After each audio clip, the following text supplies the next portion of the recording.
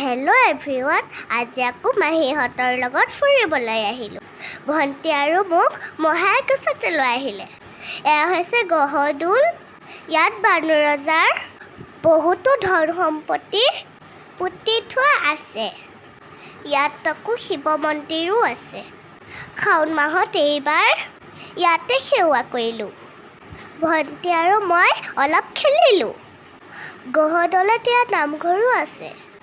মাহীয়ে কৈছে নামঘৰত সেৱা কৰিলে সকলো মনৰ আশা পূৰ্ণ হয়। ভাগৰ লগাৰ কাৰণে অলপ তাতে বহি ৰেষ্ট ল'লোঁ। তাৰপাছত আকৌ আমি মাহীহঁতৰ ওচৰতে থকা বেলেশ্বৰ মন্দিৰ চাবলৈ গ'লোঁ।